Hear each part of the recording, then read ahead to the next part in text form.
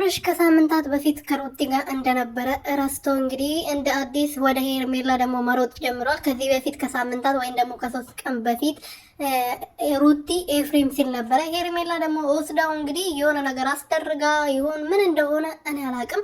እኔ እንደዚህ ብዬ መናገር አልፈልግም። እንግዲህ ያው ተመልሶ ሲመጣ ሩቲዬ ሮጣ ነው ያቀፈችው። እሱም አቅፏት ነበረ። ከዛ በኋላ ወደ ሄርሜላ ነበር ስሮጥ የነበረው። አይናገር አይገገር ይሄ ዳቦ ዱባ ወይ ነው ሰውዬ ማለት ነው። አይናገር ምን አይል ዝም ምን ነበር ሲለኝ ነበር። ወይኔ ይሄንን እፈልጋለሁ አይልም። ይሄ አውልት የሆነ ሰውዬ አውልት ራሱ እኮ ሲንቀሳቀስ ፎቶን ካስያሽከረክሩበት ይሽከረከራል አይደለ? ይሄ ልክ እንዳውለት እዚህ ጋር ሲይዙት እዛ ጋር ሲይዙት ይያዛል።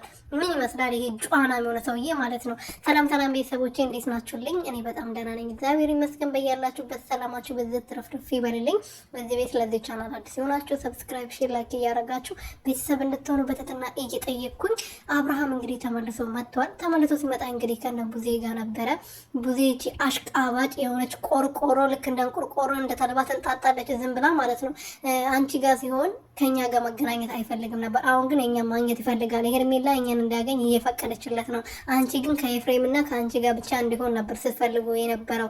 ይሄ ደግሞ ጥሩ አይደለም፣ ለሱ ጤንነትም ለእኛም ጥሩ አይደለም። ስለዚህ እኛ በፈለግንበት ሰዓት ወንድማችን ማግኘት ነበረብን። አንቺ ግን አልፈቀድሽም። ስለዚህ አሁን በዚህ ሰዓት ከአንቺ ጋር ሆነ ከሄርሜላ ጋር ሆነ የሚመለከተኝ ጉዳይ አይደለም። የወንድሜ ደህንነት ነው የሚያስጨንቀኝ። እኔ ጋር መሆን አለበት ሲድን ወደ እናንተም ይሁን ወደ አንቺም ወደ ሄርሜላም ይሁን አይመለከተኝም። እሱ የእሱ ህይወት ነው ብላለች። እንግዲህ የምናየው ይሆናል። እንግዲህ ከሱ ህይወት ተወጪ ይሁን እሱ ደህና ሲሆን አብረን የምናየው ይሆናል። ተመልኮ